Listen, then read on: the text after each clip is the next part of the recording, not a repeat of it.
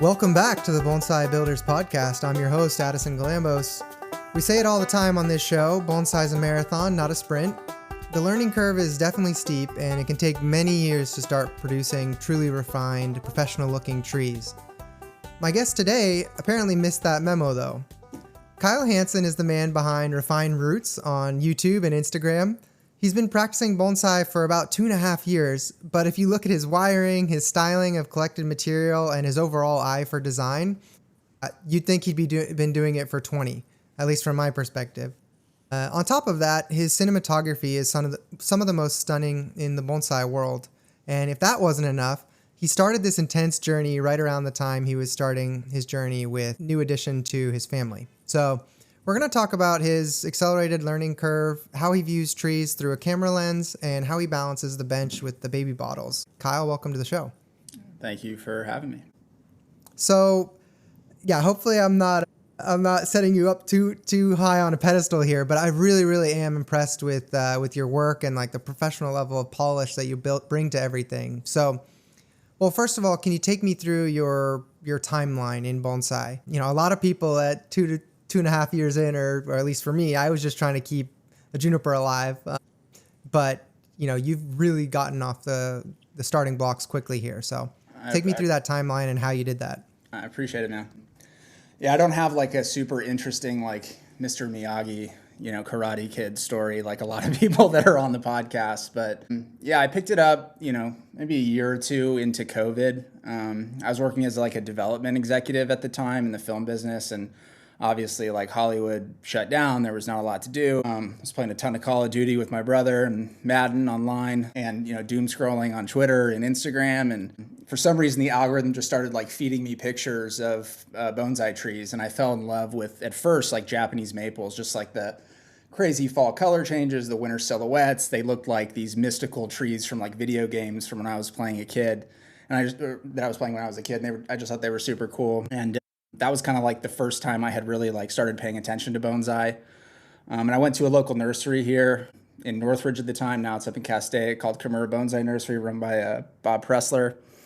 And within like 5 minutes, I realized that you can't keep Japanese maples down here in Southern California. And so I was pretty depressed about that. I ended up buying like a Nana juniper and took it home and butchered it like everybody does. It's actually still alive and I still have it, but it's kind of like sitting in a corner somewhere, and I don't really have the motivation to work on it. And then, just like, started getting more and more interested from there, and, diving deeper and deeper, and, kind of realized over time just like how deep and dense of a practice this is. And I, whenever I find something that's like difficult and hard to do, I tend to like lean into that. And so, I just, fell in love with it. So, yeah.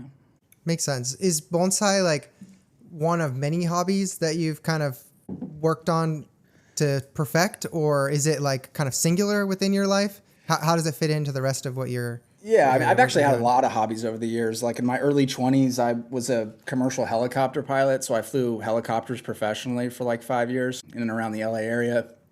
Knew I didn't want to do it professionally. I just thought it was like fun, and I ended up like getting my commercial license and doing it professionally for a little bit, but it was never like a long-term thing. It was kind of something that I just did because I thought it was difficult, challenging, and fun. I've been into photography for a long time, which definitely like, has helped me with the YouTube side of things, just, studying lighting and that sort of thing. I've been doing that since I was a kid. Yeah, those are like the main ones I would say. And these days it's like purely bonsai. I don't really have time for anything other than work and bonsai and family. So, yeah.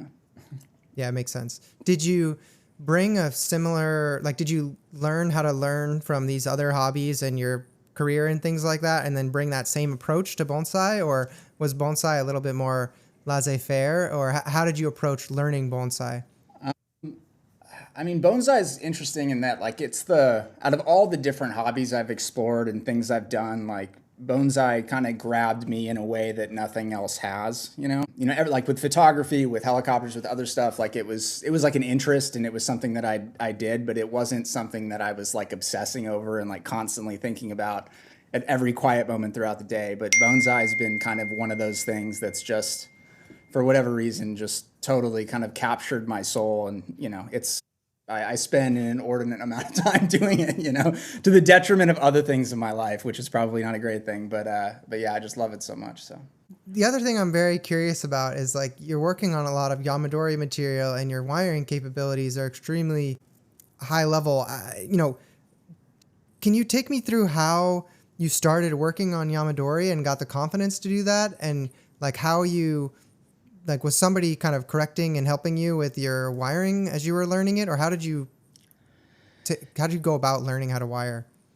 just Mirai Live, man. I think I'll tell everybody, I think it's the greatest single resource of bonsai knowledge on the planet. There's no platform with a, bigger collection of information, of good information out there. So, just watching, hundreds of hours of library videos on Mirai Live and, trying to apply those techniques to my own trees. And, you just like with anything, the more you do something, the more you gain confidence with it over time. And, I try to like force myself to not be intimidated by like any piece of material. So like regardless of what's sitting in front of me, like I just take it step by step, and I try not to think too far ahead and, get in the weeds, just, kind of focus myself and sit down and just do the work. So, yeah.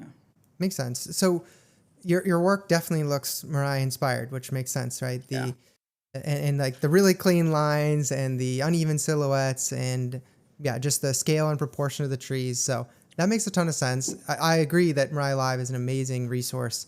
I think bridging that gap though from seeing it on Mirai Live and being able to actually actualize it on a tree is definitely a big challenge for a lot of people, because a lot of people can watch Mirai Live, but not a lot of people can do the types of stylings that you're doing. So, yeah, maybe it's hard for you since you're in it to like, actually put this to words, but I'm curious if you think there's something different that you're doing versus other hobbyists that you've encountered that like, oh, I'm putting in more hours, or I've acquired the correct material, or I'm studying the videos in a different way. Like, I'm just wondering if there's anything you think that's uncommon about how you're approaching bonsai, or, again, that might be a hard question, but curious what your thoughts are on that. Yeah, I don't know. I mean, I put in a tremendous amount of time, more than like the average hobbyist. Thankfully, my work allows me to have kind of a lot of free time. I run a business that,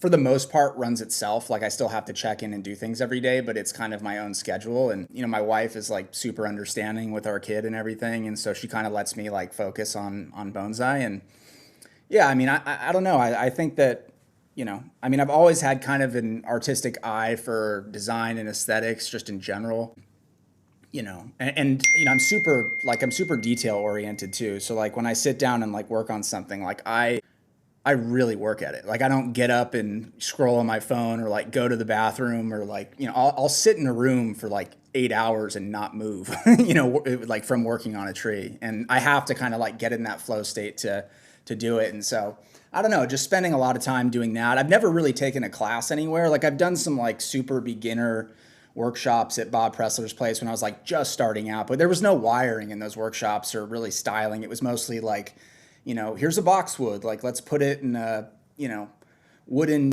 container and, we'll kind of clip and grow type situation, but I've never taken like a real class with like a professional or anything like that. The first one I actually did was 2 months ago at Todd Schlafer's place out in Colorado, which was like the most awesome 4 days I've ever had. I'm sure that was a blast. Yeah, the design classes seem like they'd really fit in with you. Do you feel like you're in general good with your hands and like the craft side of things? Like I'm just wondering how you took the, video feedback of learning how to wiring, and then whenever you actually encounter a tree, it's very different, right? Or yeah, there's definitely I feel like you can.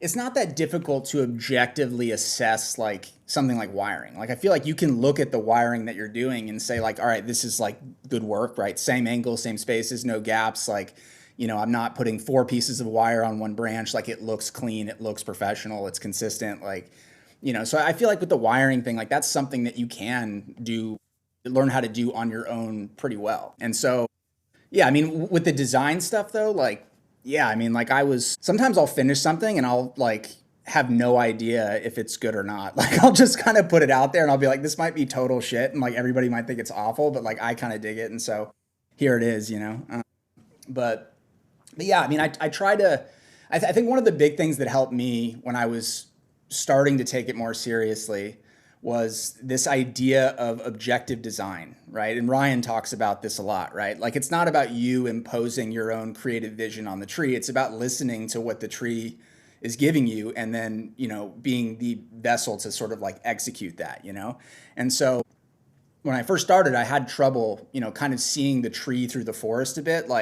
And even to this day, like I don't like look at a tree and like know what I want it to look like in the end. I'm kind of just going through the process, identify the front, base, line, special features, set the angle, all right, what's the defining branch, and then kind of trying to set scale and proportion off of that, and then just working my way up the tree. And then it's kind of like paint by numbers from there. There's not like a ton of creativity that goes into it.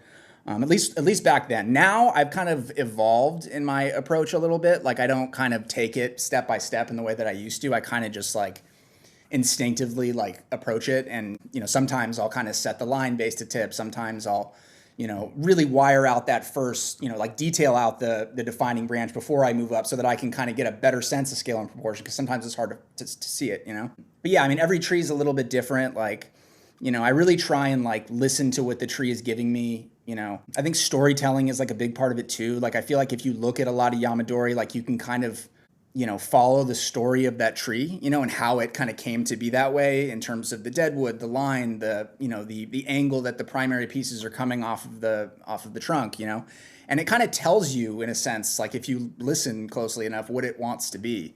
And so, yeah, that's kind of in a nutshell how I approach it, I guess. So. Okay. And then for every, post that you make on your YouTube or your Instagram, how many trees are getting styled behind the scenes? Or are you pretty much like everyone that you're going through this full process on, like is worthy of becoming content? How do you balance pretty that? Much these days since I started the YouTube channel, every single tree that I've worked on or that I've like fully styled, I've posted. So, I've done like a lot of like, I'll set the primary structure on something, but I just, I'm not going to post that necessarily because it just doesn't feel like post worthy, like it's the first step in the process. Like for field grown stuff or nursery stock, like I don't really style those in the same way. You know what I mean? Because you're doing such heavy foliar reduction.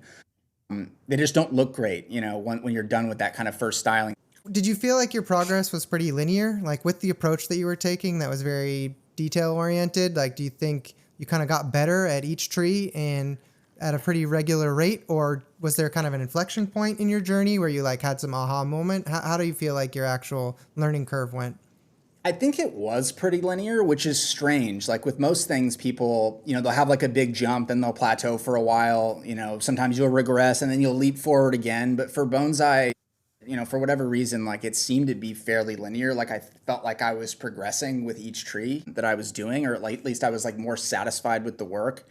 And, kind of like the thematic ideas or the intent behind it felt more like realized, So yeah, I feel like it has been pretty linear. I still feel like a beginner in a lot of ways too. Like my deciduous work is just garbage. Like I'm just not like, I don't have a natural proclivity towards it. Like I'm not super interested in it. Like it's hard for me to time it and get the kind of, horticultural cues from the trees, you know what I mean? Like multi-flush pine work, no idea what I'm doing, but like you stick a juniper in front of me and I feel like I can style it with anybody, you know what I mean? Honestly, I feel like I could put it up against anybody's work. So, but it's specific to that like one species, you know what I mean? And I think a big part of that too is that like we're not really able to keep a ton of different types of trees down here, right? Like Southern California, even though it's the birthplace of North American bonsai, it's pretty limiting in terms of material, right? It's like junipers, olives, some of the hardier deciduous species, and that's kind of it, Like we can't keep any native pines or spruce or firs. And like I'm much more interested in yamadori. Like I'm not really interested in, field grown stuff or like building trees in the way that Julian and Peter do. It's just not the kind of thing that really like, grabs my attention, so to speak. It's not to say that I don't like have a ton of respect for that or like the work that they're doing or value it. It's just for me, like I'm much more interested in the yamadori. Like I feel like those trees have a soul. Like there's something divine about them, that's just that you just don't get that same feeling from, nursery stock. So yeah, it makes sense. Yeah, there's definitely a uniqueness to them, which I think is interesting to folks, right? Like that Yeah. idea of like this is a 1 in a million thing, right? It's grown in this way over a really long time period Totally. that like a geological time scale, which is really enticing. So did you have any kind of like gotcha moments whenever you were at Todd's class where you're like, okay, I thought I was doing this correctly, but actually, were there any of those kind of gotchas as you were getting your first kind of formal instruction at that level? Not really. I mean, the thing I love about Todd is like he kind of just like lets you work. You know what I mean? Like he doesn't micromanage. He's not standing over your shoulder. He's not like aggressive in his approach. Like he's kind of, whatever ideas you have, like go for that, and then, he'll come by and kind of assess the work and be like, okay, you could have, paired these two branches, or, you added one more wire than you needed to here, that sort of thing. So little stuff like that, but nothing kind of major. For the most part, it was just kind of like, us working on the tree together. Like, I was working on it, and he would come over. We'd kind of talk about things because I was working on his material, right? I wasn't bringing a tree to Colorado, obviously. And, we kind of come up with a general approach for the design, go back and forth. I had some ideas, he had some ideas, and then I just kind of went for it. And then he would come in and just kind of comment or, give his feedback, here and there. But for the most part, he just kind of lets you roll. And I super appreciated that. And, it was just so much fun. Like all the guys I met out there, like Ken, Graham, Francesco, his apprentice, is just like such an awesome dude. And Todd is just like the nicest person ever. Like I couldn't have had it. Honestly, it was like the best 4 days ever. And I would encourage everybody, if they have the opportunity, to go and work there, to do it. So, yeah. Yeah, I really enjoyed Todd's classes as well. He's got a really nice setup out there.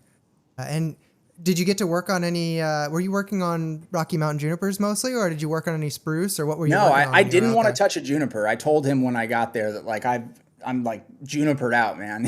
Like that's all I work on at home, So the first one I did was a spruce that he collected, and then the other one I did was a ponderosa pine. My first time working with either one of those species, so yeah, it was cool. They're both really fun, right? Yeah, I wish I could have spruce and pondos in San Francisco, but it's not quite to be. I know they're just spectacular, just especially spruce. Like I really enjoyed working with the spruce. Just they're so flexible, and like you can create such interesting dramatic lines in the branching. Like you bend that stuff like 180 degrees and it doesn't mind it. Like you can just crank on those branches. Like you're not worrying about snapping things off in the way you are with like an old juniper, where the branches are like super brittle and every single move is like you're sweating it, because if you break one of those big primary branches, like it totally changes like how you approach the design after that, right? So yeah. How many like trees would you say you've wired or styled at this point, kind of 2.5 years into being serious around bonsai? Probably like, I mean, including like the structural setting on certain things, or like, I like, for example, I go over to my friend, do you know Steve Silesian? Do you know who he is? I don't think I do, actually. He's like an old school Mirai guy. So he started at Mirai back when Todd did and Danny Martinez back in like 2012. And he was actually like doing a lot of the like early Mirai videos, like stuff that's never been posted, that when Ryan first started like doing stuff on camera. And I've seen some of those videos. They're actually pretty interesting. Because Steve still has them because he was filming a lot of them. But anyway, like I'll go over to Steve's house and like help him set structure on things. So like, I don't know, all told, but I don't post that stuff. So all told, probably like 50 trees, 60 trees in total, something like that, I would say. Yeah, I was just curious, like what it takes to, like how many reps it takes to get the level of comfortability that you're at. I would say like, or my impression at least is that you're relatively fast in your uptake as well. But, it's good to have as just like a barometer out there around like, hey, you probably need to wire at least this many trees to get to this level or have this comfort level with the kind of design and styling process. I think the other thing that stood out to me a lot is like, you're clearly able to very objectively critique your own work, right? And say like, this did or did not work, or like this branch pairing didn't work and I need to redo it. And like, you're able to, come back from that mental hurdle and push through it and correct it. And then the other thing is that, I think another question I have is, how do you think you developed your design sense? Like, were you seeing a tree that Ryan had did and trying to like copy elements of that into a design that you were doing? Or were you kind of, how did you develop that intuition for like one branch goes here, another branch goes here, another branch goes here, and like building up the tree? Yeah, I mean, every tree is so different. So I've never like looked at someone else's work and said like, I want to make that tree, or I'm going to try to emulate that, especially with yamadori, like the trunk lines, the branching structure, it's all just so varied that there's no way to really do that, to try and like make a copy of another tree. But, like, for example, like if I'm working on something that has like a more slender profile, it's a smaller apex or something like that, and like I need some inspiration, I would go like watch the apical formation video on Mirai and see like he's working on big broad apexes, he's working on smaller apexes, he shows us the different stages of development, and treating it like any other branch on the tree. And honestly, like once I started getting more comfortable creating like really nice apexes, I feel like that kind of catapulted me to a different level, because like I feel like a lot of people, it's not that difficult to kind of set the main branch lines. You're turning in one direction, dropping a branch off, changing elevation, another direction, dropping a branch off. Like you can kind of paint by numbers that way. But then when you get to the apex, like it forces you to be a little bit more creative, you know what I mean? And then the style of the apex has to kind of match the tone and consistency of the rest of the tree, right? And so yeah, I mean, I've never really tried to answer your question, copy another design or anything like that, but I would kind of hit a point sometimes, and I still do this, where like I'm not quite sure what to do, and I'll go and gain inspiration elsewhere, whether it's like watching Mirai, looking at some of Bjorn's trees, Suzuki's trees, who I'm a big fan of, like just different people, artists that I really like, sort of thing, to gain inspiration. But it's not like I'm not really trying to, and I've never really tried to emulate somebody else's work, even though I feel like my work is very Mirai inspired. Like I'm not trying to like do it in the Mirai way. That's not how I'm thinking about it, And I'm also not thinking about like, I think a lot of people get tripped up too on like, should this be a informal upright? Should it be a semi cascade? Should it be a cascade? And then they're like locking themselves into that box. And I've like never thought in those terms. Like I don't think about that sort of thing. I'm kind of just like, all right, what's the most interesting version of this tree? And then whatever is spit out on the other end is what it is, so.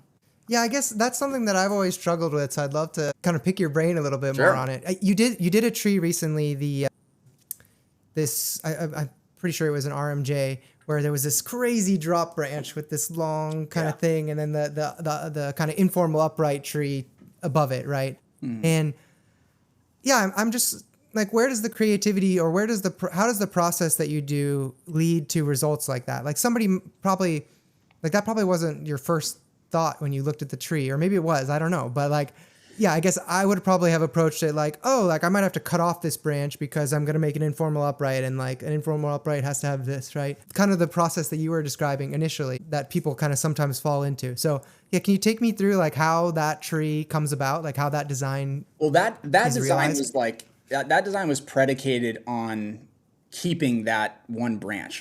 Like basically I was looking at the branching structure of the tree, and there was just very little like branching on the tree in general, or usable branching. And that was like the oldest, most interesting branch on the tree. And there was only like one or two different angles that I could set the tree at to be able to utilize that branch. So the way that it had initially been planted on the rock, there was no way to use it because it was sticking on the back side of, or like on the top half of the trunk. It was kind of like the tree's kind of set at a diagonal, and this branch was sticking like on the back side and angled away. So I would have had to like bend it 180 degrees in the other direction. And there was no way to do that and not make it look contrived. You know what I mean? Like whenever I approach trees too, like I never try to do, like sometimes you need to do big structural changes and bends and stuff like that, which I've done, but like I rarely try to turn something 180 degrees in the other direction, because there's just no way that that's ever going to look convincing. Like I don't care how good your technique is.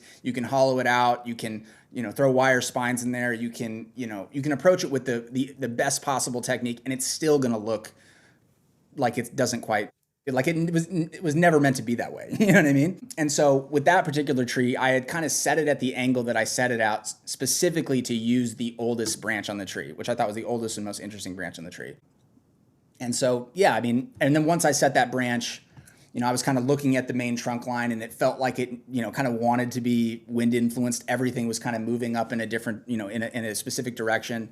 And once I have, a thematic idea in mind, like, is this wind influence? Is this snow influence? Like, is it a combination of the two? That kind of informs every decision from that point forward, right? From, how you set the structural pieces to how the secondaries move to, how the pads are created. Like, we're not creating fan shaped pads at that point. We're creating, angular directional pads.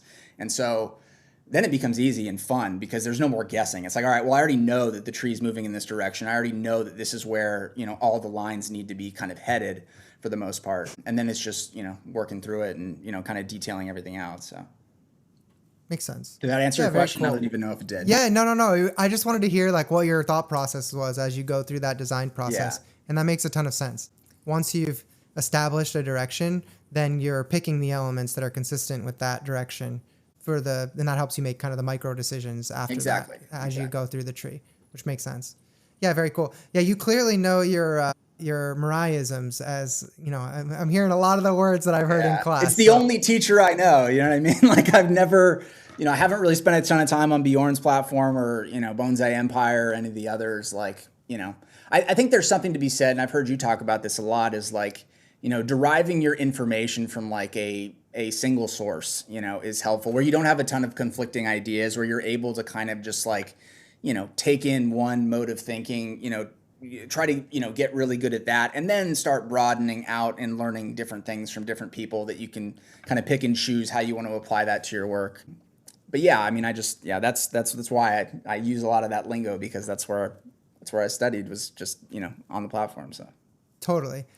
I think I also like your approach of, I mean, it was somewhat forced, I guess, but your approach of sticking with a singular species to some extent, very focused on conifers and junipers like that. I feel like somebody who's wired 50 junipers and somebody who's wired, 5 maples and 10 elms and 20 spruces and 10 junipers, like, is going to have a little bit of a different experience and also have a different level of confidence with like actually bringing that design from phase 1 to phase 2 to phase 3, right? Obviously, your trees are progressing at the speed that a very fast speed, but you've only been in the hobby for a short time. But you probably feel much more comfort with junipers, and it also like controlled the number of variables that you had to account for while you were learning, so that you could get far down the line in a relatively short amount of time. Do you think it's almost like a faster path to get to like not mastery, but I guess comfort across multiple species, to like get really good at one first? Like whenever you started working on spruces, did it come fairly naturally, or did you feel like you were starting from square one? No, I felt like I was wiring a juniper, but it was just like way easier. Like I got to the pondo and the spruce and I was like, man, this is like so much easier than wiring out a Rocky Mountain juniper where, every single, piece of tertiary foliage is flopped over and you need to like reorient it upwards. Like it was such a relief, to not have to wire out like every little branch. But yeah, I mean, I feel comfortable with anything that I can like wire, you know what I mean? Like anything that I can kind of wire and style, I feel comfortable with. It's when you hand me something where I've got to do like, bud selection and, all sorts of things that are, other techniques, clip and grow, directional pruning, that sort of thing that I feel less comfortable with, But when it comes to, designing, yamadori, like I felt just as comfortable with the spruce and with the pondo as I did with any juniper for the most part. So cool.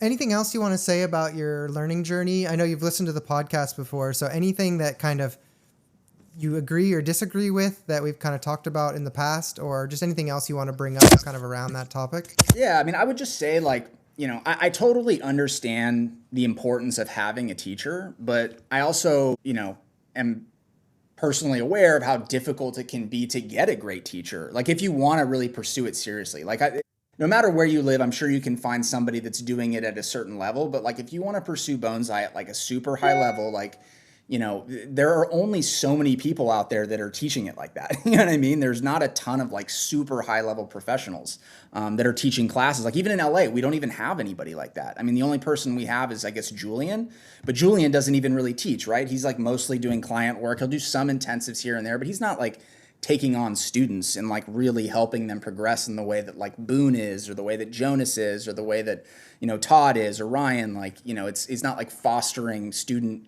client relationship in the same way. And so, I would just say, like, if people are, if you want to learn how to do it seriously, like, you have to realize that like the cavalry is not coming to save you. You know what I mean? Like, you have to just like go at it and figure it out on your own. And I think that like that's possible. Like, you can do bonsai at a high level without, having someone hold your hand the whole time. I think it's great if that's available to you, but it's not available to a lot of people. It wasn't available to me. It's still not available to me, right? Like, I can't go up to Mirai for a weekend, or I can't, fly out to Todd's place every 2 weeks to work on trees. You know what I mean? So yeah, I would just say that like, if somebody's like seriously interested in learning and doing it at a high level, like, you can figure it out on your own. Like, you can buckle down and figure it out. I mean, Sergio Kwan is a great example of someone who's also self-taught, right? Like, didn't do an apprenticeship, never worked with like a master or anything like that. He just kind of went for it and, figured it out. And so I think there's a lot to be said for, taking the initiative to just go out there and learn how to do something that you love to do. So, yeah. Yeah. And, there's a lot you can do on your own that makes it a lot more efficient whenever you're going to speak with professionals, right? Like, when I was taking my first class with Todd, like, I didn't really even know how to do a lot of wiring. And so, could I have done that without a professional? Like, I guess clearly, given your experience, yes. And so, like, you can get yourself pretty far down that journey. I guess the corollary to that is like, well, like, there's always that doubt around like, oh, are you like learning the wrong things or like doing the wrong things, right? No, absolutely, absolutely. But I think with you can look at your work and be like, that's not right. I mean, like, I feel like it's not that hard to do. Like, you can say, okay, this apex is too broad, or it's too domed out, or this wire's, this particular line is not working. It's too visible, or it's too straight in relation, in its relation to the other, structural pieces, or the trunk. The trunk is twisting around in every which direction, and this branch is way too straight. Like, you just have to objectively kind of step back and not get too, drunk on your own sauce. You know what I mean? And make adjustments as you go, and be super, objective about the work that you're doing. So at least that's what I try and do. I try and, like, every single branch that I set on the tree, I try to justify why it's set that way. Like, nothing's arbitrary, everything's intentional. So yeah. Well, I mean, I think that's definitely the key to your success and your ability to do that at a really high level. How do you train or develop that, or like, how do you learn those objective rules, right? To say, like, I think that can be tough. Like, was this branch set, the primary branch set at the correct angle and, in the correct space? That can be tough, I think, to objectively define, right? Because there's just so many variables. And so, well, it depends too on like what kind of design aesthetic you're going for, right? Like, so if you're creating inside of the traditional model, right, like, every single primary and secondary branch needs to be at the same angle of drop. So you can kind of mirror, you set that defining branch, and then you move up the tree, and if every single branch is not dropping at that same angle, then it's going to look awkward. Yeah, you have to adjust it, and it's going to look awkward. With yamadori, I feel like there's a lot more like free flowing creativity. Like, everything's not, you're not creating inside of the traditional model, so the rules don't necessarily apply all the time. And, sometimes you're putting a branch here to fill space because you need something there. You know what I mean? Because you just don't have anything there. You have to know what the rules are in order to break them. And if you break them, you should have a good reason for doing it. So, yeah. I think the other thing is, like, I think consistency and attention to detail are two things that differentiate the, like, casual from the professional look to work, right? And that's in everything, I guess. But definitely in bonsai, whenever you look at a tree and, oh, this part of the tree is way more dense within the pad than this part of the tree. Well, that's not consistent. Or just like you said, when you're going for a look where all the branch angles should be the same and then they're not, like, those are things that you can kind of quantify and like, it just takes more time, and you have to take a picture and go back and look at it again and adjust. And then until you get those things right, which clearly you're kind of have internalized into your process. And I also think there's something to be said for, like, forcing yourself to finish a design. I feel like there's a lot of people out there that will, like, set the structure and then they're not quite sure what to do after that, or they'll, say, oh, it's because of the health of the tree that I'm not going to, move forward and set the secondaries at this point, like, or, create the apex. So they just leave everything kind of oriented upwards, and then you're, giving that tons of strength while everything else that you set structurally is now getting weaker because it's laid horizontally, and using, kind of horticulture as a crutch, or as like, to say like, oh, I don't, I'm not going to move forward with this, finishing the design because the tree's not ready for it. When in reality it is, you just don't kind of know what to do with it.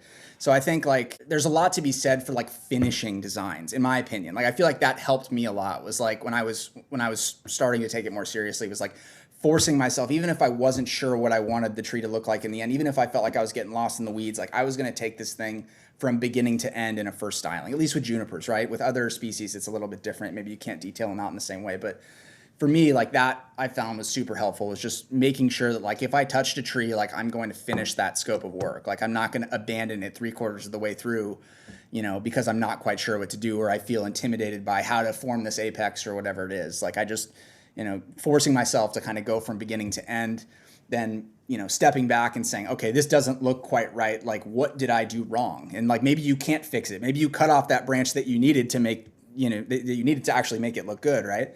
Or the way that you would originally envision. But I feel like it's important to kind of see the designs that you're making in totality to be able to assess them objectively, because like all the parts make up this whole, right? And you can adjust, you can assess like the individual aspects of like the branching and the wiring and stuff like that. But until you see everything in its totality, it's hard to kind of like objectively assess the quality of the design, at least. Like you can assess the quality of the work. Assessing the quality of the design is, I think you have to finish it. And then you can kind of step back, or come back a day or two later, look at it and, kind of grade yourself, so to speak. And then, I'll often take, then I'll take that work and apply it on the next tree. I'll try not to like obsess too much over like one particular thing that I'm working on. So anyway. Yeah, that makes sense. So I like that point you made there. So, finishing a styling, that doesn't mean that that's the ultimate style, the ultimate design of the tree. Like you might have messed up and you have to change it in the next iteration or whatever, right? As it matures and refines.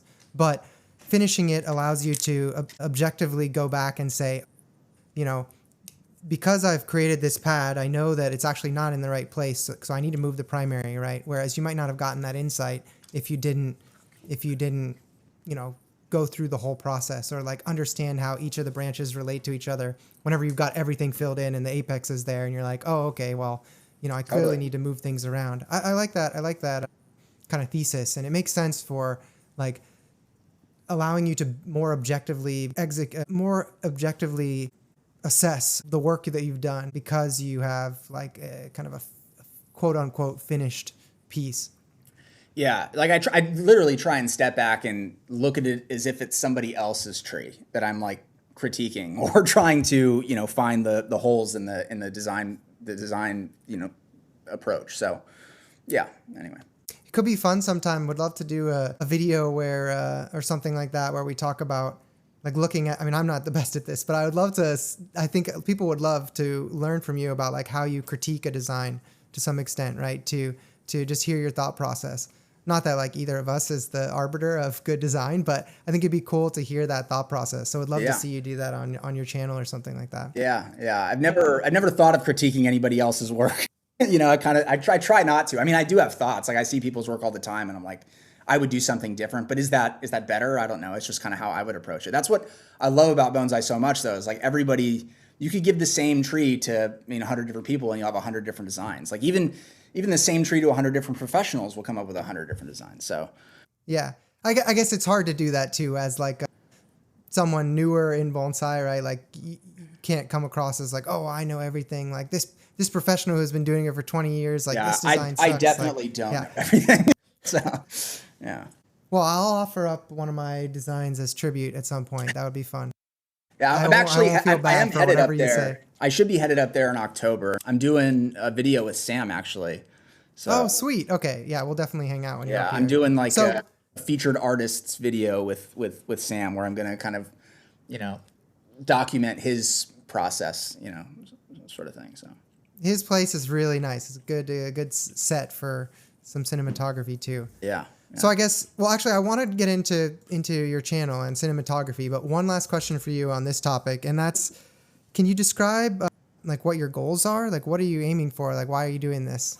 I mean, I want to pursue it professionally. That is my goal. And I'm not shy about saying that. I know I'm only a couple years into the journey here, but that is my ultimate goal. And what that looks like, you know, I'm not really, I would do some like club demos and that sort of thing, wire for hire type work. But what I really want to do is, I think Todd like has the perfect blueprint, honestly. Like I want to collect trees at a high level and I want to host workshops, and sell trees and sell finished like compositions and stuff like that. So that's kind of my long-term goal in the future. Obviously like living here in LA, like there's not enough space to go collect trees and like build a great, collection of yamadori. But I'm hoping to actually move out of LA within the next few years and either probably going to come up to where you guys are, if I'm being honest. So Heck yeah. yeah, I was thinking about either Carmel Valley, which is where my wife and I got married, and we spent a lot of time up there. It's also close to Big Sur, which I love, or further north, like up near Sebastopol, Healdsburg area. So that's kind of where we're thinking, and get a place that has like a lot of property where I can like actually host workshops and collect material. Tahoe's not that far from there. I want to collect a lot of Sierras, a lot of Californias, Westerns, that sort of thing, and have like a robust catalog of material that people can come and purchase or work on or whatnot. So that's my long-term goal at least. So. Oh, that's awesome. That's super cool. I didn't know about that. Yeah. Well, we would love to have you. So please continue pursuing that journey Nice. and let me know how I can help too. Well, I'm curious as well, like your YouTube channel and your online presence. Do you think that would be like, would you want to pursue that as a major, like making that into a major income source for your business? Or is that kind of ancillary? Or because it seems like you're really focused on having the nursery and the collection. Yeah. Like I don't think there's a way to really make a great living doing bonsai on YouTube. Like there's just not enough eyeballs on it.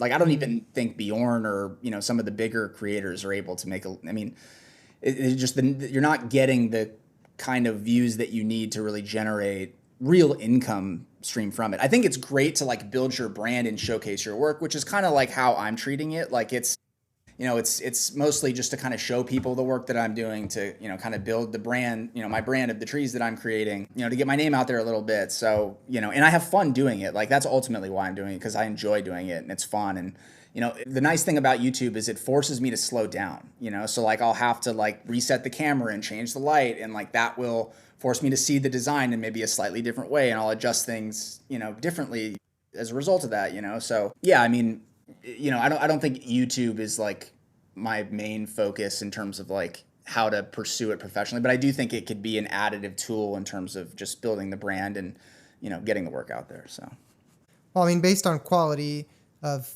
content, like I feel like if anybody could monetize it, it would be you. So it's probably worth a shot at least. But I appreciate it. Well, I've been trying, man. I've been putting these videos out there for like a year and a half, and like it hasn't really grown. Like there's a small handful of people that enjoy it, and a lot of people. Like I look at the metrics, you know what I mean, of people watching the videos, and like, it's just a lot of people will start watching and then they click off.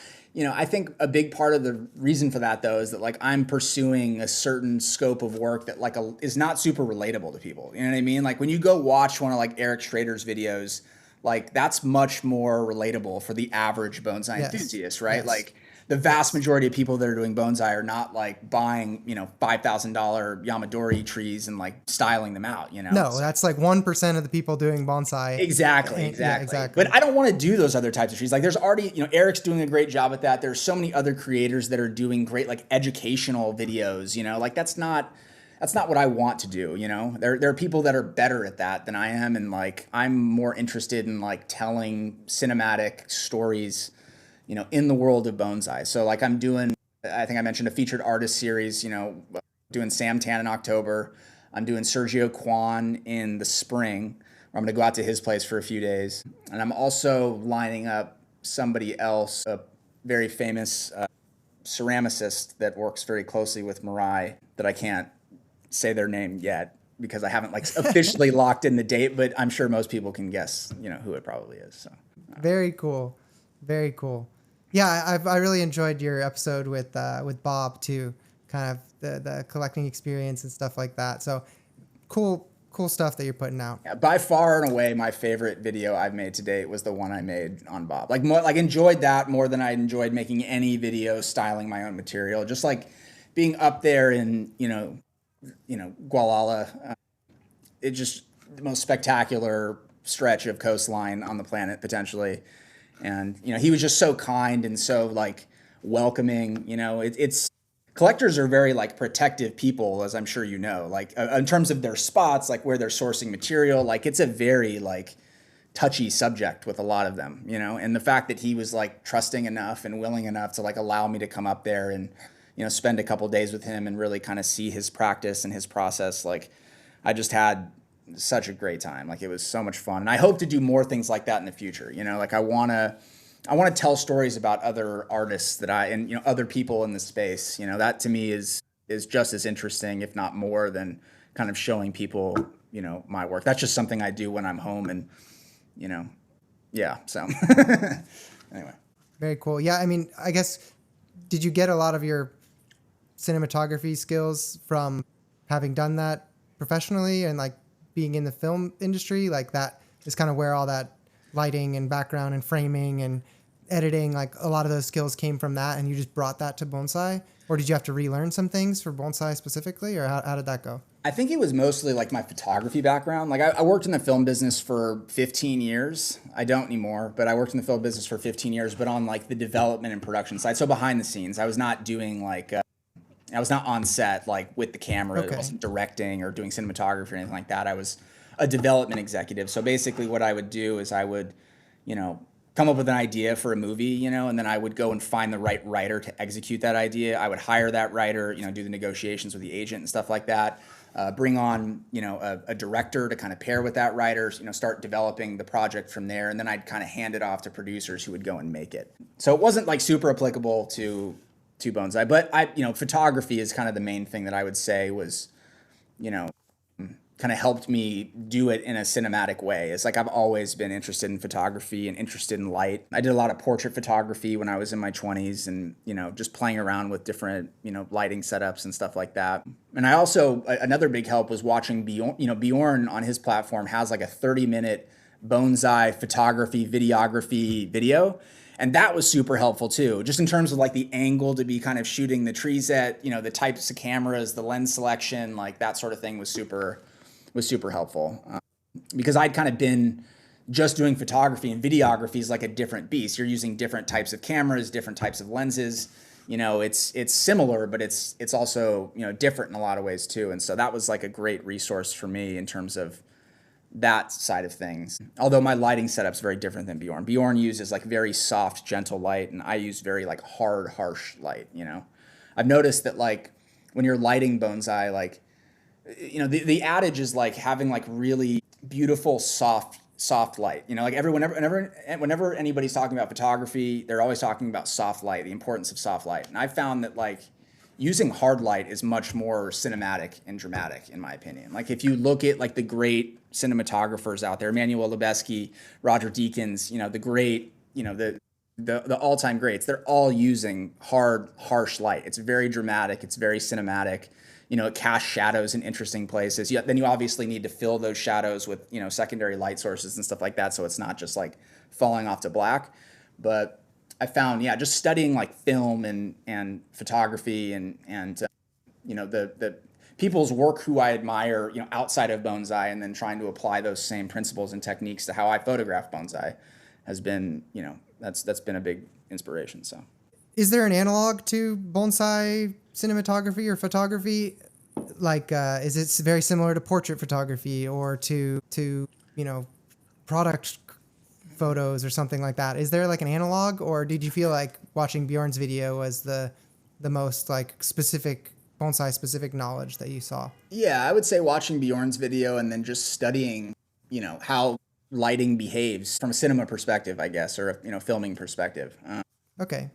But yeah, I don't know if there's a direct analog that I can pinpoint or say that like, I drew inspiration from, but yeah. So this has been rattling around in my brain for a while. I've had a few conversations with different folks on it, but I'm curious on your take. Let me see how I want to form this question.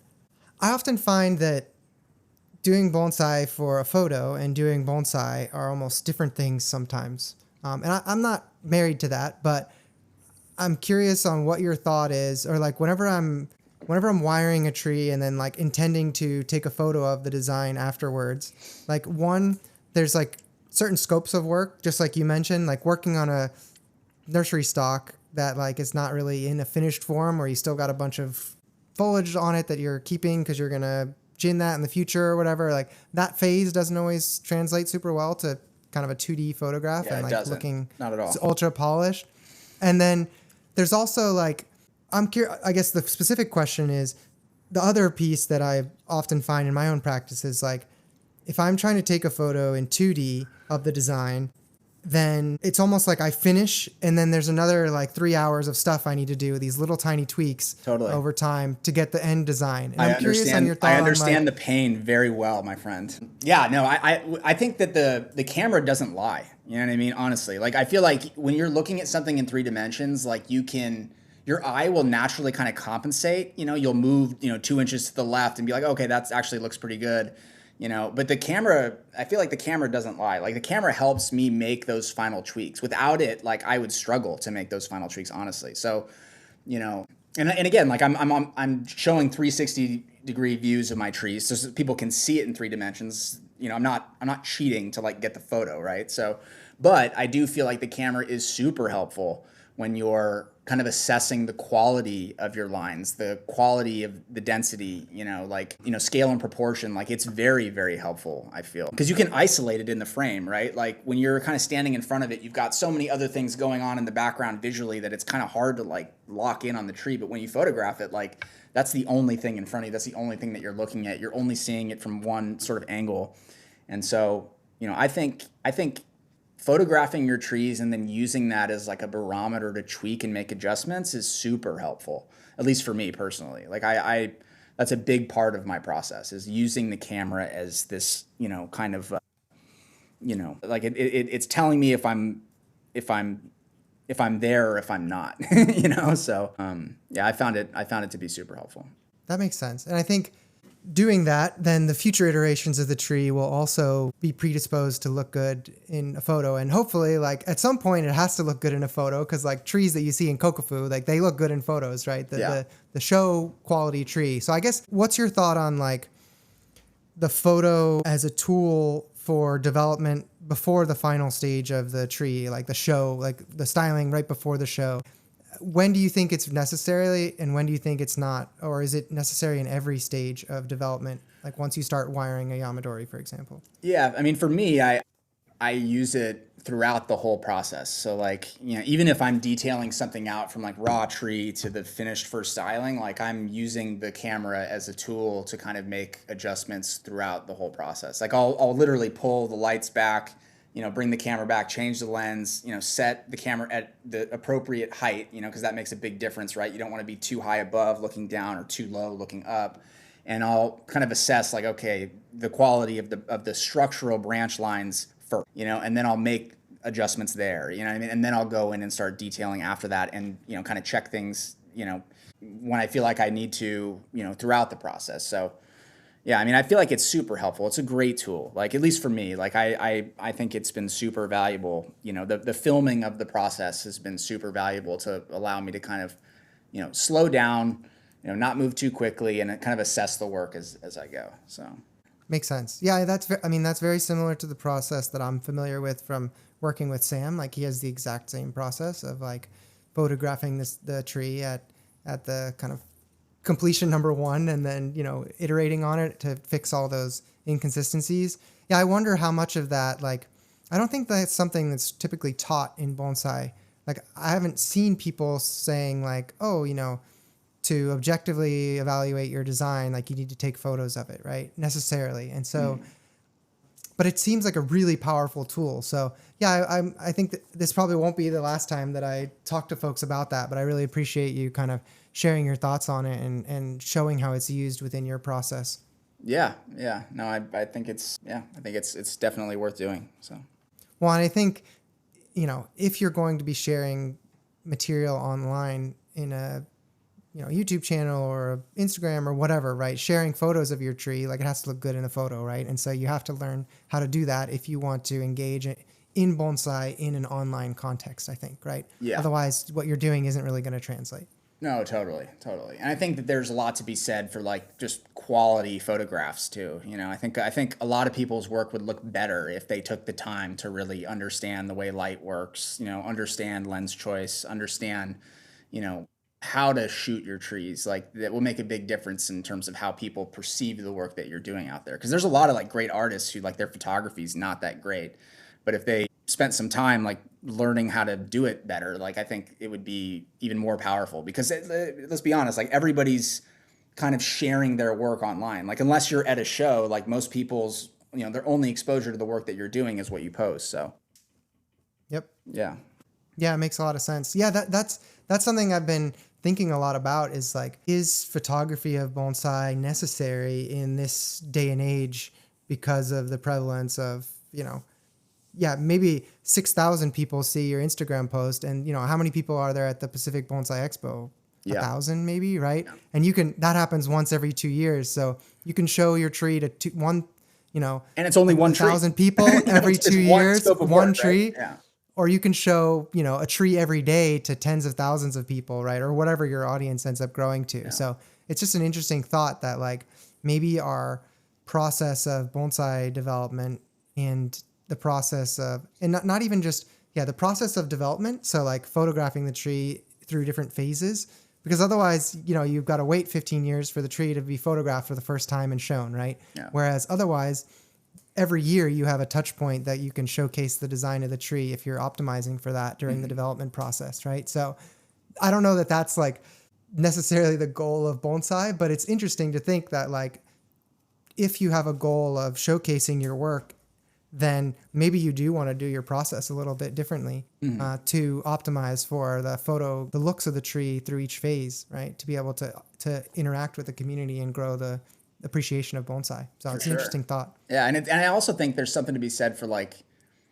I just posted something like last week or whatever. It was like the first tree that I'd ever posted publicly.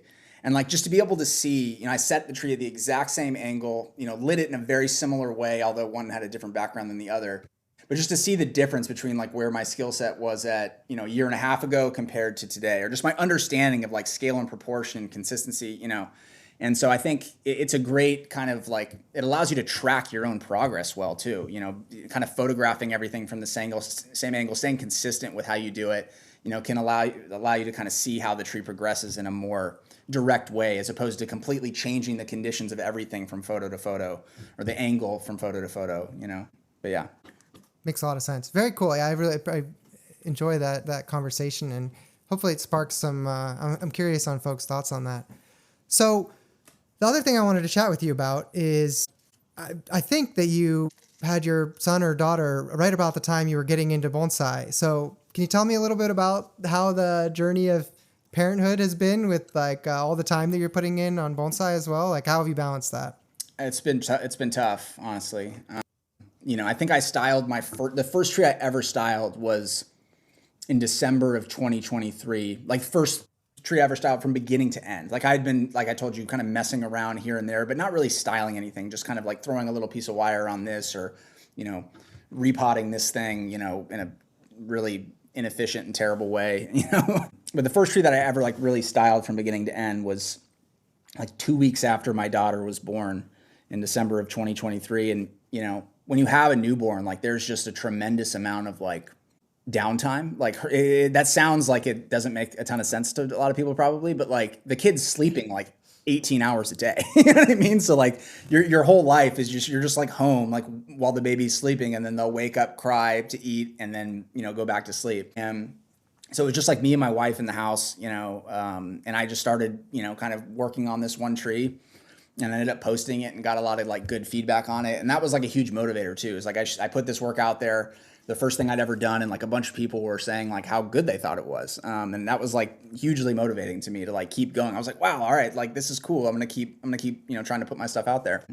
But yeah, it's been challenging, balancing kind of family life with the bonsai. Like I've always been the kind of person, like when I'm really interested and in love with something, like I kind of approach it in an obsessive way that is maybe not, like, if I'm being honest, like super healthy, like I go at that thing at like 1,000 miles an hour, and like nothing's going to kind of get in my way from, kind of going after it. And so a lot of long hours, man, like I work mostly at night,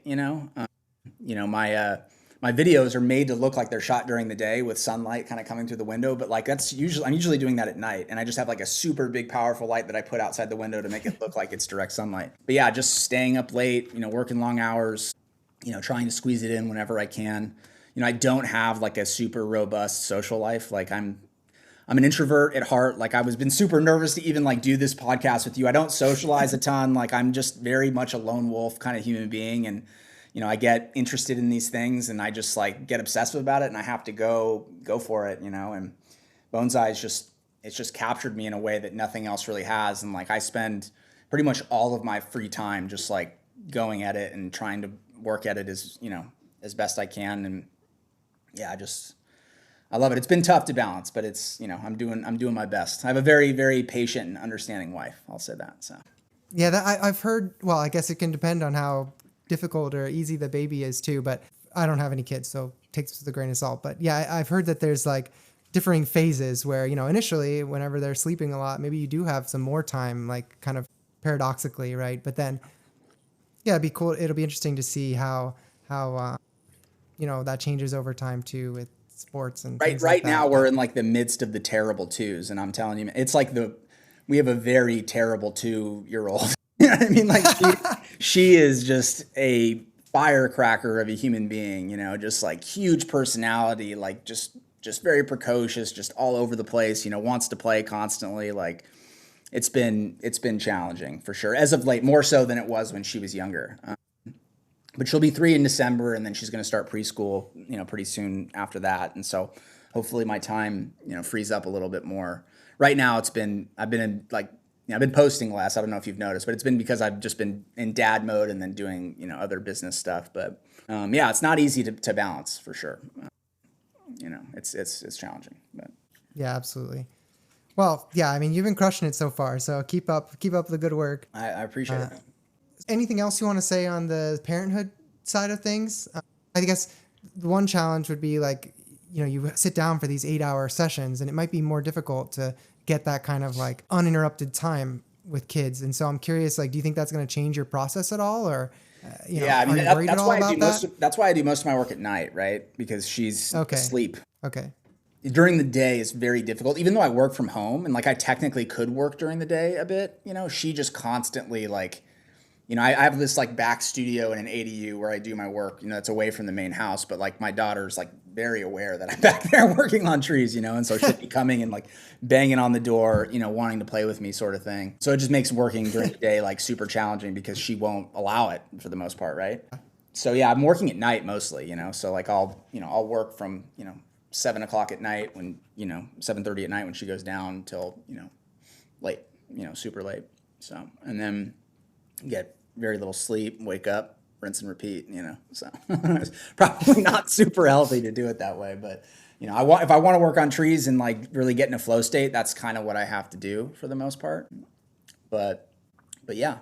I mean, it's kids are challenging, man. Like no matter how much people try and tell you it's a challenge, like until you kind of get into it, it's hard to really like fully contextualize and understand that, but yeah. The responsibility. Do you want kids? Are you planning on having kids or? My wife is not a big fan of children, so we'll see. I don't know. I mean, right now I'm, things are cooking. I have a lot of time to do bonsai, so I'm happy about that. So yeah, I don't know. I mean, we'll see. As we get older, we'll see if that changes. But yeah, as of right now, how old are you? Really, if you don't mind me asking. 33. 33. Yeah, you're young. You got time, man. You got time. Yeah, and my wife's 30, so she's a little younger. She's got time as well. Yeah. Yeah. My wife. I'm 38. My wife is 36. We didn't start until 35 or so is I think when we had her. So okay.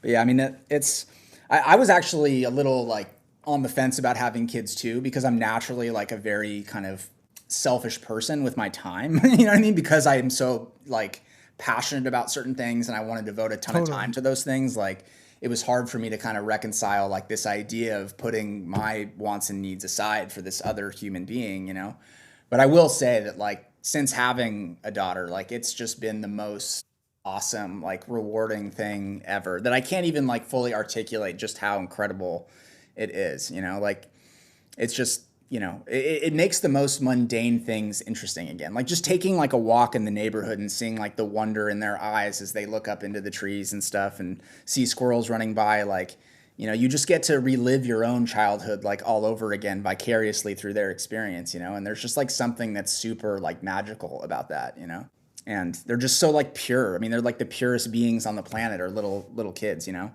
like super annoying, super needy, but just like the most pure form of existence ever. And there's like something like really, I don't know, sweet, refreshing about yeah, that. exactly. Yeah. You know? Do you hope that she gets into bonsai as well, or?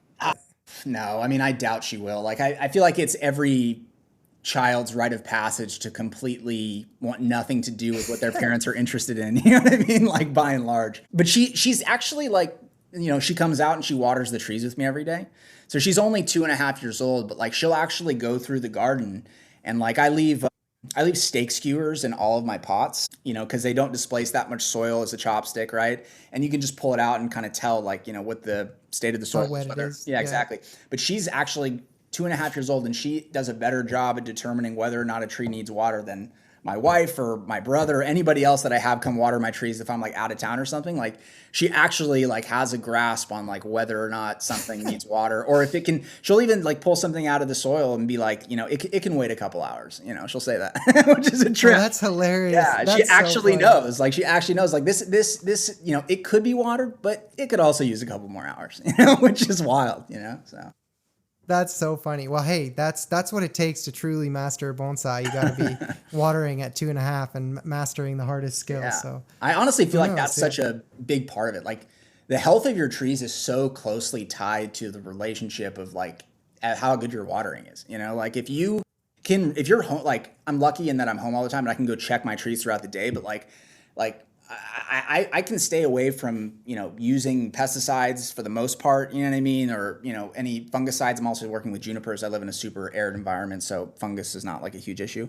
But like, you know, maintaining a proper balance of water and oxygen is like so vital, is like so important to the health of the trees. And I'm lucky that I can kind of, you know, water something at that perfect time. You can baby them. Yeah, exactly. Yeah, I can wait an extra hour, which makes a difference in my opinion, you know? So if you're consistent with that and you're really on top of it, so. Nice. Yeah, it makes a lot of sense. This has been super fun. I just wanted to ask you, like, what's next on your, you know, we've heard the long-term goal. What's the short-term, like, where do you want to put your energy and focus into next? Like learning a specific skill or really getting into collecting, or what's your next short-term focus? I mean, my goal right now is to just continue to build like a body of work, you know, to take on more clients. You know, I've kind of put myself out there a little bit, you know, just on Instagram and Facebook, is like being open to client work. And that's been pretty well received so far. And so I've gotten some client work people that have reached out and asked me to work on their trees and stuff, which has been cool. You know, I would love to start collecting more. Like that's like, I've done it a few times and like, I just really love it. Like I love the treasure hunt. I love being in the mountains. You know, I've always been like, loved being in the mountains ever since I was a kid. But I just don't have the space to like really collect trees at a high level.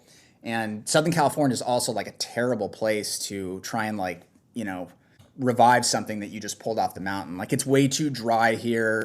You know, we have the, you know, heavy Santa Ana winds, so the trees are constantly, you know, being desiccated by the wind.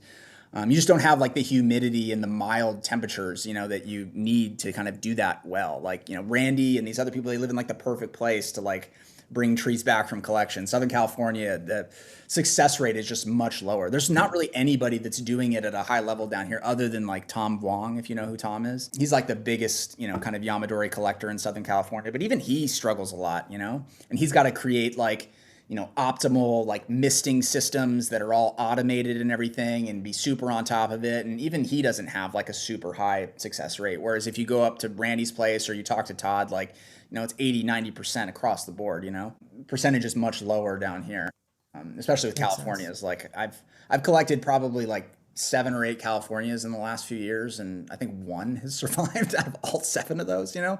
And like, I really like dialed in my aftercare too, like super on top of it, like misting, you know, being super diligent with the watering. And it's just like, there's just too much wind, too much heat. It's too dry.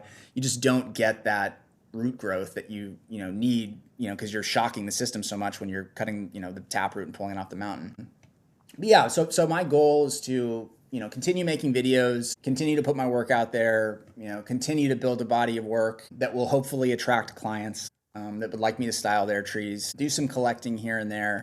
I've also got super interested lately in doing like high-end houseplant compositions and stuff too, which is kind of bonsai adjacent a little bit, you know, but I've been experimenting with that a little bit.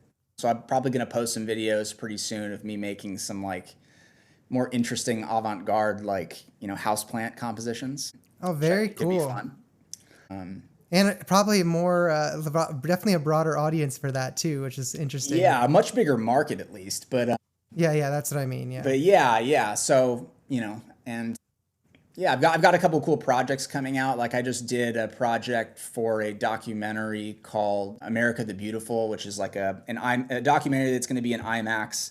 It's kind of celebrating the 250-year history of the country and the natural landscapes. And these producers approached me about doing like a small vignette for the opening of the film as like an artist that's inspired by the natural landscape. So it was very kind of like Mirai and the Wild-esque. And it was their idea. Like I did not pitch them this idea. They kind of came to me and said, hey, we really love the work you're doing.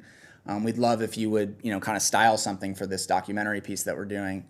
And I said, sure, you know, I'm not going to turn down the opportunity to do it. So that'll be coming out in, I think, November in theaters. So that should be cool to see Bonsai on the big screen. That's so cool. Yeah. I haven't posted that tree yet because the producers told me I wasn't allowed to yet. But I was like super stoked about how it turned out. So I'm excited to share that with people when the time is right to do it. But yeah, man, I honestly, like, I just want to work. I just want to work on great trees. Like, that's all I really care about, you know, like. And I would love to make a living doing it at some point. And however that materializes is great. You know, I try not to, you know, put too much pressure on myself to figure that out because I don't need to at this moment in time, really. But yeah, I just, you know, I want to work on great collected trees, you know, across the board. You know, that's my goal and my focus for the most part. So. Yeah, you're definitely very, very far along on making that dream happen. I love it. Yeah, I've learned a ton from you today. I really appreciate you taking me through your journey and your process. I think for me, like, design has always been something I really struggled with, and just hearing about how your process works, like I've thought of a ton of improvements for how I can help myself reach that level too. So I really appreciate you kind of going through how you put together your trees and the process that you go through.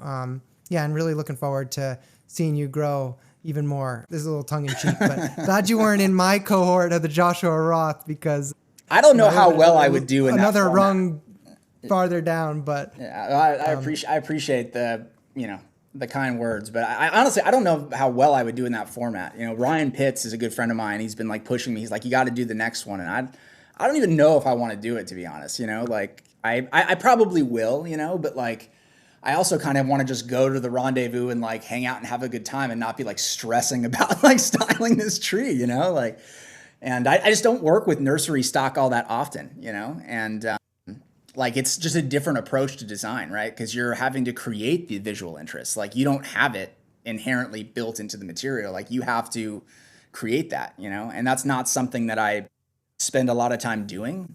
And maybe I need to, you know, do a little bit more of that.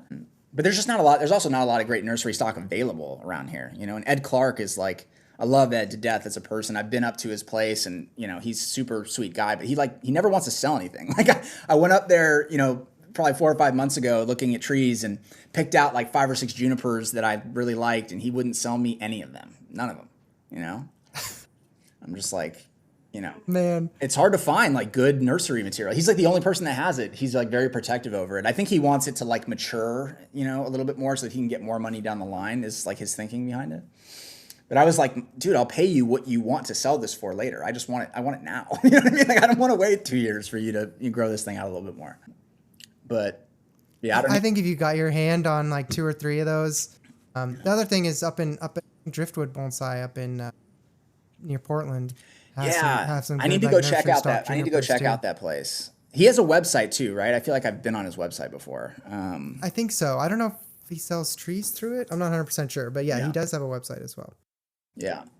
Yeah, very cool. I mean, I think you would crush it. So I would love to see you on the hot seat there. But yeah, I'll probably do it. I'll probably do it because Ryan was, I think he's gonna, like, everybody's got to nominate somebody, and I think Ryan said that he was gonna nominate me, and I was talking to Marcus Juniel at the Huntington like a week ago, and he was telling me I needed to do it too. So I'll probably end up doing it. Yeah, you would absolutely crush it. So will be fun to see what you do. So I guess final question for you: if you were gonna pack up your kind of camera gear and go anywhere, what's the dream like video that you'd be making today? Like the dream garden you'd go see, or the dream interview you'd do, like putting it out into the universe to hopefully have it materialize at some point? That's a great question. I don't know. I mean, I would love to go visit Mirai, and just see the trees there. I'd also love to go to Japan and see Bjorn's place as well. There's so much content around those guys, though. We don't need another person to make a video about Bjorn or Ryan. You know what I mean? Like there's so much stuff out there, right? So I don't know about making a video about them, but I would love to go visit and like pick their brain and talk to them a bit and maybe work on some material. I think could be super fun. And I've always really wanted to go to Japan. Not even to look at the bonsai, but just to like immerse myself in the culture. I'm also like big into snowboarding. That's like another hobby I've had for a long time. Nice. And Hokkaido up north is like some of the best skiing in the world, and like I've always wanted to go there to snowboard, and so that's like a bucket list item for me for sure. Yeah, I don't know. I don't have like, you put me in the hot seat. I don't have like a hot take. You know what I mean? Like I don't have No. I think those are all great ones. Yeah. Don't quote me on like the philosophy behind this, but whenever I went to a few times in Japan, I've been confronted with these moments where, the Japanese would, have this expectation that what your dream is and you're willing to state it, and then like try to make it happen. So I just like asking that question to kind of get people thinking about it. Like I like that thought process, and like I've always been kind of like go with the flowy and less sure about like, oh, I need this thing or whatever. Right? Like, oh, I'll be okay if I don't get to see this person, but it'd be cool. Yeah. But like, I think like stating it with conviction what you want is like at least for me has helped me. I don't know, just manifest those things. Yes, exactly. Develop more of that assuredness and just a change in attitude that I think is fun to kind of experience. So yeah. I need to be better at that. I need to be better at that as well. I'm also very kind of go with the flow. I very much have an artist's brain. Like I do not have like the entrepreneurial business mind of like, all right, this is how I'm going to like make this financially viable, and this is my plan to do it. Like I'm just not that way. My brain does not physically work in that way. Like I'm very myopic. I like get focused on these things that I'm interested in, and it's just like that's all. Like nothing else matters. But yeah, it's important to have goals, and it's important to have a strategy for achieving those goals. I keep telling myself that and trying to work towards it. So well, you're able to objectively look at your practice, which is good. You have the skills. No, I guess I said last question, but I had one more question for you. No, we can talk as long as you want. I feel like I've finally gotten comfortable. It took me a minute to get comfortable, but I feel like I'm starting to get comfortable. So. You've been crushing it from the start, so no worries. This has been kind of a theme of like bonsai grabbed you. Is it something unique about bonsai, or it just happened to be bonsai that grabbed you, I guess? I think it's the complexity of it, like the depth of knowledge necessary to do it at a high level. I had no idea as like a kid, you drive by, you see these trees, you see them in, movies and stuff like you don't know what goes into it, like the uninitiated just have no concept of like what bonsai actually is, but it's just such a deep, thoughtful process. And that's was super attracted to me. I've also just been super into like nature, my whole life. Like I'm born and raised in Los Angeles. I feel like I've always lived in this city too. I've never lived anywhere else, but I feel like I was meant to be like a mountain man or something, but I've just been stuck here for my whole life, because my family is here, my business is here, like everything that I, know and love is here. And so this is where I live. But, so I've just spent a ton of time in the mountains. When I was doing photography, like before I was doing portrait photography, I was really into landscape photography. That was like a big passion of mine. So I would go out and, hike and take pictures of landscapes. And I've just always been like super, in love with like Ansel Adams and, the natural state of things and, these landscapes that haven't been touched by man, And then, once I started to like kind of go down the rabbit hole of Mirai, I know I keep coming back to that, but it's because it's been such a huge inspiration for me. But, you know, like where Ryan is like, you know, drawing his inspiration from the natural landscape. And then, you know, something about that thematic relationship just like clicked with me. And I was like, yes, that's like, I'm super into that. Like that's something I identify with. It's not just like sculpture, you know, living sculpture for sculpture's sake, right? Like there's thematic intent behind the work. There's a reason for creating it. You know, it's you know, creating nature in miniature, you know, trying to mimic these forms and, you know, create something beautiful that feels convincing, where when people look at the tree, it's like, well, yeah, it was always meant to look that way. Like nobody's touched this thing. That's just how it grew, you know, is kind of like the goal that we all strive towards with bonsai, right? Is to, you know, we don't want to see the human touch on it, right? Yep. But yeah, I mean, it's just, I think just being in love with, you know, kind of the mountains and the ruggedness of it all. And you know, that's why I've gravitated to yamadori so much, because they're, you know, these tortured beings that are just, you know, hundreds of years old living up there on the mountain, like all the stuff that they've seen over the course of, you know, centuries. It's just, it's wild to think about, like everything that these trees go through before they end up in our little pot sitting in the backyard of the San Fernando Valley home here. You know what I mean? So, yeah. So. Very cool. Yeah, I think a lot of people will relate with that feeling and that story. Certainly, definitely agree with that. There's just something compelling about capturing that essence that you see in nature when you're out in the mountains and recreating it with your own skills in conjunction with the tree is a very just unique experience, and one that's really fulfilling. And I would love to like start, you know, at some point hosting workshops where like part of the workshop is to like go out to these natural landscapes, where it's not just like bringing the trees into the studio and working them for 3 days, but it's like, you know, going to Big Sur and like studying the cypress out there, and then like you know, that's day 1. And then day 2 and 3 is like we're working on pygmy cypress or Monterey cypress to try and, you know, create those natural forms, you know, inspired by what we just saw, or, you know, the landscape we just visited. So I think that would be something that would be, I know I would be like super stoked to attend a workshop like that. And I would love to at some point like host something like that where, you know, maybe we go up to the mountains for 3-4 days and like, you know, we're all staying in little cabins or something like that. We bring our trees, and it's, you know, it's about like allowing the natural landscapes to inform the choices we make on the trees, like right then and there, not just through photographs, not just, you know, through memory or, you know, studying the forms of other artists, but like actually being inspired by the natural landscapes in a workshop setting, I think could be super cool. So, yeah.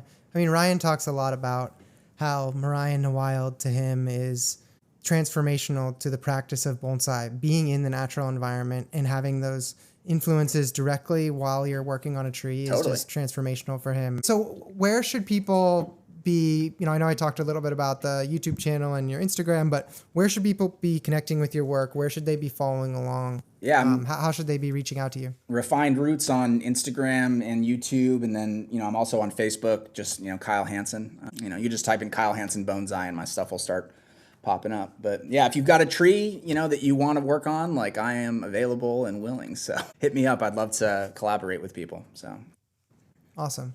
Really appreciate it, Kyle. This has been a ton of fun. And yeah, thanks again. I learned a lot from kind of hearing your process, and it's very cool to kind of dig into that. So looking forward to seeing more from you, and definitely very confident that you're going to have a long path of success in bonsai. So really excited to see what you come up with. I appreciate it, man. Thank you. Sweet.